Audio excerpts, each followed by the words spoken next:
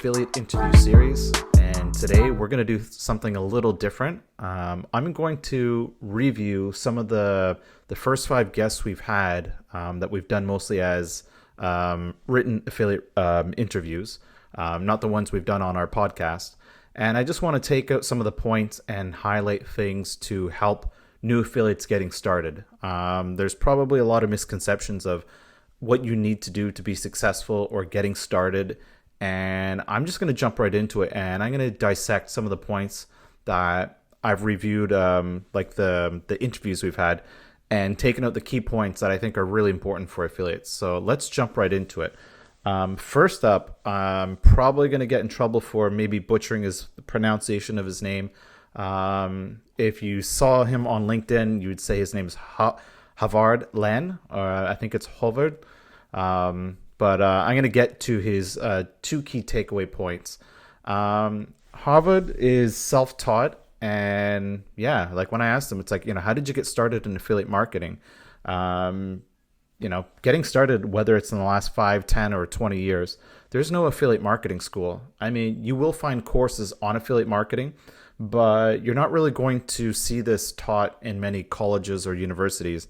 That might start changing, but for the most part, any affiliate that I know that's got started in the business, they all basically just did it. They didn't wait for a course to come their way. And what's really interesting is a lot of them didn't really have a proper education that set them up for it. I mean, I've met people that are lawyers that have dropped out of school. Sometimes you meet some people that have a business background, but there's no people that are, coming into the space that have MBAs or degrees in entrepreneurship or even business. They're just basically self-taught. The next point as a really important takeaway, and I think this is where most affiliates go wrong, is you want to focus on long tail. Now, long tail, this is a buzzword, and what that means, it's kind of like a long tail search. So for example, if you wanted to break it down and say, okay, Amazon book reviews, okay, that's a very competitive keyword. So let's break it down even further. Well, how about Amazon book reviews on SEO, as in search engine optimization? If you focus on a niche, this is going to help you really drill down and get to something where you're going to have an easier chance to rank. And when you have that easier chance to rank, it also gives you the ability to get your first set of sales. So by focusing on long tail, this is how a lot of people make the mistake. They find the most popular affiliate website, or they find someone who's really successful and they look at what they've built and they don't realize that there's 5 or 10 years or even a couple years behind what they've done. And they basically say, okay, I want to do that. But where they make the mistake is they do a half-assed job in doing it, and they get very disappointed when they don't see that initial sale come through in the first 6 weeks or 1 month or whatever it is. They just kind of give up. And I think that's the journey that most affiliates take. So if you really look at what a lot of successful affiliates are doing, you just simply got to ask them and be like, what would you recommend? And this is something that I like to ask as a kind of like a standard interview question. Like, how did you get started and what would you recommend for new affiliates starting out? And this is a very common answer. It's like, go niche, find something where you're not going to have a lot of competition, that you can own that space. And yeah, just don't swim against the current. Next, in our second interview, we interviewed Markus Jalmerot, and he's got a really interesting set of sites. I believe it's cryptolist.com. And he also said the same thing: find a targeted niche site with keyword research. So how do you do keyword research? I mean, you can go straight into Google and just start typing in keywords. And sometimes Google's obviously going to give you the suggest, as you type in book reviews, it's going to come up with a prompt that says, well, these are some common searches. There's a lot of SEO tools that will do a lot of this work for you. And this is probably recommended that you figure it out what this looks like. Now, there's a lot of SEO tools that will do this. And I'm going to go talk about one of them very soon, which is Surfer SEO. But I'm going to get into that in a little bit. So he also says the biggest mistake is they don't understand the industry enough. This is actually, it sounds like common sense for some people, but this is a critical mistake that most affiliates make. they will get into a topic like gambling, or they'll want to get into something like streaming. So they're going to create a streaming business, but they've never done streaming and they don't understand the business behind it. They don't understand the mechanics or what's required. They don't even talk to enough people in that space to go, okay, what are people looking for? Like, understand it from both sides of the fence. The people that are the streamers and the people that watch streamers. So when you think about all the different things, like just going back to the book example, it's obviously you want to talk about something that you're either an expert on, or you're going to get your hands dirty and be able to share something insightful that's going to be worth reading. If you're basically just kind of looking at someone else's website and go, oh, I'm going to rewrite what they've done, I mean, it's game over. You're not going to get the traffic. You're not going to get the traction. No one's really going to care about your site. So that's probably where a lot of people make a big mistake. They really don't get exposed, or they don't really understand what it's like to be a user. So when you do something that comes from a passion of like things that you like to do, then it becomes a lot easier. But if you're trying to do something where it's like, okay, maybe it's online casino reviews. Well, have you played or tested out those casinos? And if you haven't done that, then that is your big mistake, and you might as well basically give up, or simply find another topic that you're going to either enjoy writing about, or pay attention to that point. It's really understand things as a user. Markus also says, don't procrastinate, just get started. And this is a common theme. I mean, if you looked at everyone else, it's kind of like they didn't wait for the course to happen, or they just got started. It's, you could make so many plans about the business that you're going to do. And that's probably what sets a lot of people back, is they think they need to create the perfect business plan, and creating that perfection, they end up not getting anything done at all. They don't get started. They don't write that first article. They don't buy that domain, or maybe they've bought the domain, but they don't do anything with it. It's you got to start somewhere. And, the first time you get a piece of content created, or whatever it is that you're going to offer as a value or service, I mean, like, don't procrastinate, just get started. Done is better than perfect, and can't say more than that. Untapped niches. We interviewed Mike Murphy, who's got a lot of different US-focused iGaming websites, and the two niches that he found interesting that I personally believe are worth dissecting, or even taking on, is the horse racing industry and lotteries. And what's interesting about lotteries is I believe it's probably the fifth iGaming vertical that's the most neglected in the space. I mean, when you think about how big lotteries can get, where you've got like billion-dollar jackpots, which is just kind of, crazy. It's like you've got maybe half the world playing lottery. So the ability to grab their interest, I think, is very strong. And it goes without saying, almost everything in the world of online gambling kind of goes back to casino. So if you play lottery, or you buy lottery tickets, what's the likelihood that you're going to be interested in playing slots? Or when you get your lottery ticket, you're going to be waiting. So if you captured that audience, maybe you might be able to relay that to something else. So I'm still surprised that a lot of people haven't really taken on lottery. They kind of look at it as a low ticket item, which it can be, but it's balanced by volume. Also, what I found really interesting about looking back at Mike's interview was, I asked, like, what's the best thing about, doing affiliate marketing? And I'm kind of setting up this question, mostly knowing what the answer is going to be. And he said, you can work anywhere, anytime. And funny enough, a couple days ago on Facebook, James Dooley, who's a really well-known SEO, he basically said, like, post the pictures of, like, where you like to work from. He's like, we're blessed that, we can do this SEO work from anywhere. And he had a picture of, I forget where it was. I think he was maybe in Thailand or something like that. Post where you like to work from. And for me, that was posting pictures on my houseboating trips. I do houseboating at least once a year, every summer. I'm able to work for a couple hours in the morning because I choose to. And you know what? I can take my computer, get up, and go anywhere. I can travel and work. I can get a cottage and work there if I choose to. I'm in control of my schedule, and I'm not really tied down to an idea where it's like, oh, I have to be somewhere at a certain time unless it's a conference. But speaking of this type of business, it gets you the ability to travel and basically have control over what your work life could look like. It's not to say that you're going to work 4 hours a week, like a Tim Ferriss, which is kind of like a ridiculous concept, but of a best-selling book. But you put in the work, you can control it, and you can say, you know what, I need to take the afternoon off. I need to do some errands. I need to do some stuff with the family. Mix it up. The next interview we had was with an SEO named Matt Diggity. So SEO stands for search engine optimization.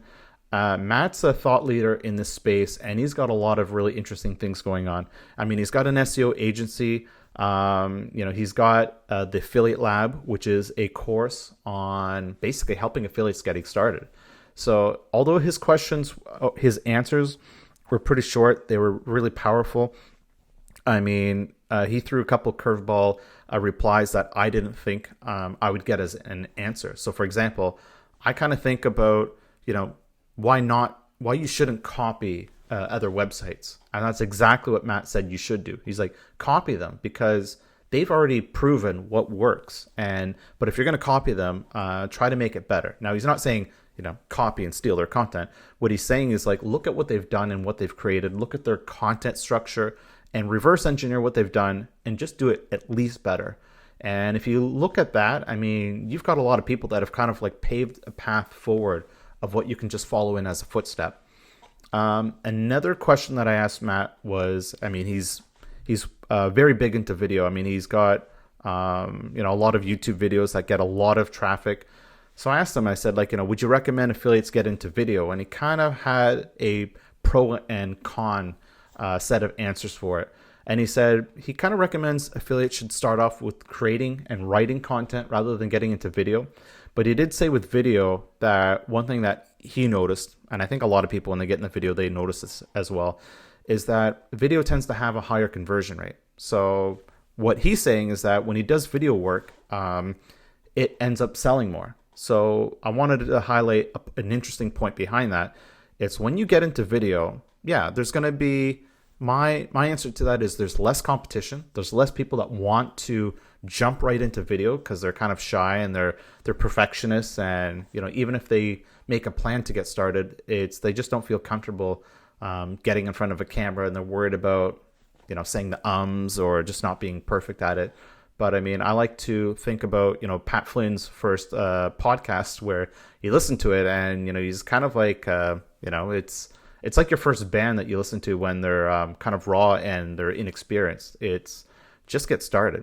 So what's really interesting with video is that you got to remember that people are starting to want to connect with other people. Like that sounds like a common sense or like a common thing to just say. But when you get to see the person behind that article in a video format, you get to connect with that person and you're going to probably trust them a bit more than if it was a written article, which could be ghostwritten by anyone. So I think when Matt says that the pros of video is that it can convert better, I mean, think about it this way. You can write a book review, or you can do a video of a book review, which can be transcribed as content, and you're going to get both done. So what's going to be more powerful, the book review as a podcast, as a vlog, or as a written piece of content? Well, at the end of the day, how many people are going to go out of their way making that video? Not a lot. There's going to be probably too many of the written content reviews of that book. And in this day and age, I mean, when it's so easy just to kind of spin content or get AI to do it for you, it's your competition is going to be pretty tough.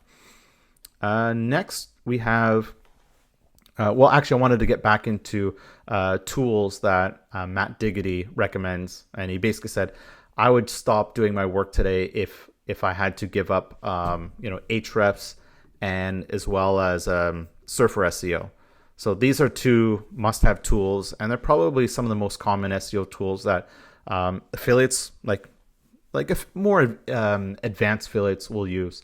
They'll use it for keyword research. They'll look at breaking down any sort of competitor analysis. And for me, they're kind of essential tools in my SEO toolbox. The last I'm going to finish with is talking with a guy named Puolakka, if I've said his name correctly. Paul at the time was working with Via Bonus, but he's moved on to another company. But one of the answers that he gave that stood out was, it was, like a different answer that I wasn't quite expecting. He kind of emphasized that if you're getting into affiliate marketing, one of the most important things you can and should do is networking. So if you think about it, if you're new and you start networking, well, most people don't like doing that at the very start because they're kind of shy and timid. But you know what? I find in the affiliate marketing communities, there's a lot of people that are willing to help you out. So if you were to, let's say, create that blog post and, maybe it's not going well, what's great about networking is that you can start saying, hey guys, what am I doing wrong? You're basically putting yourself out there to get that criticism and feedback that's going to help quite a bit. You got to think about this. It's like you do networking with the mindset that this is going to be a long-term game. So if you're going to network, people are going to encourage you to not give up, and they're going to share what they've gone through, and they're also going to share what they see in other successful affiliates. So I think networking is probably something that it's very important to do as a new affiliate. It's something that's not common sense to do, but what's great is that if you look at a lot of the affiliate marketing courses that help newbies get started, especially with courses like the Affiliate Lab by Matt Diggity, what's great is they've got Facebook communities. So anywhere where you can find a community is a chance where you can say, hey, I've got this idea. This is what I want to do. This is what I want to create. Or you've basically launched that website and maybe you've only done 2 blog posts and you're kind of like, where's my money? And you know what's going to happen. It's that community is going to say, keep working, don't stop, but be committed and stay consistent with producing content. I mean, no one's going to just write 2 blog posts and make $10,000. I mean, if it was that easy, we'd all just do it and simply retire. So it's all about staying long-term in the game, and networking is going to help you get in that right mindset to go, hey, what should I do? Or where can I get answers to certain questions? Or where can I do some research? Talk to the people that have been in the space for a longer period of time. And I believe you'll find that a lot of people are willing to help within a limitation of, not asking too many questions where you're slowing someone down. But this is why communities are so important.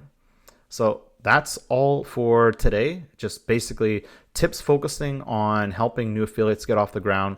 I think in a lot of articles that you will read that say like, hey, how to get started as an affiliate, you're going to find a lot of, kind of like fluffy, inspirational things.